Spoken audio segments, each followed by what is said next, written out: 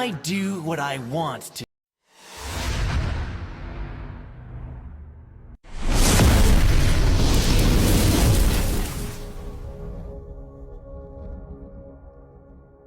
Ang kwento ng prinsipe ng Monian at ng anak ng kadiliman.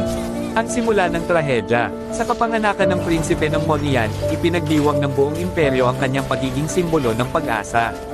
Pinaniniwalaan siya ang magdadala ng pagkakaisa sa buong Land of Dawn. Ngunit sa unang kaarawan niya, isang trahedya ang naganap. Natagpuan siyang walang buhay sa kanyang duyan, balot ng dugo at mga hiwang tila mula sa kuko ng halimaw. Ang mga gwardyang nagbabantay ay napaslang ng marahas, at walang nakaligtas upang magbigay linaw.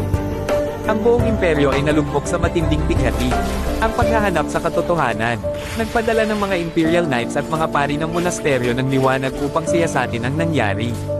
Marami ang naniniwala na gawa ito ng mga demonyo ng Abyss, ngunit may mga lihim na bulong-bulungan, baka hindi talaga namatay ang prinsipe. Nagsimula ang mga alamat na baka siya ay kinuha, tinago, o ipinanganak muli sa ibang anyo. Ang pagbangon ng anak ng kadiliman. Sa parehong panahon, isang kakaibang, bata, ang nabuo sa kailaliman ng Abyss. Siya ang tinawag na anak ng kadiliman, isang nilikhang may pinakamalakas na, evil gene, at perpektong mandirigmang demonyo. Sa ilalim ng pagsasanay ni Alice, natuto siya ng panlilinlang at estratehiya.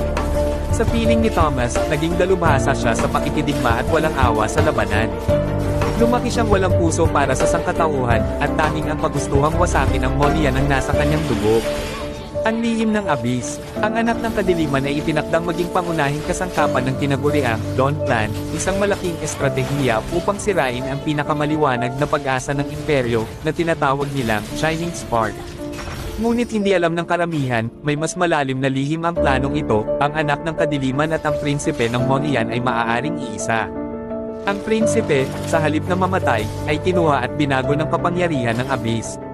Ang paghaharap, sa hinaharap magtatagpo ang dalawang kapalaran, ang imperyo na nawalan ng tagapagligtas, at ang anak ng kadiliman na kanilang pinakamalaking kaaway. Sa kanilang paglalaban, lilito ang tanong, sino ang tunay na anak ng liwanag, at sino ang tunay na anak ng kadiliman. Salamat sa panonood, sana wag niyo kalimutan mag-follow at share.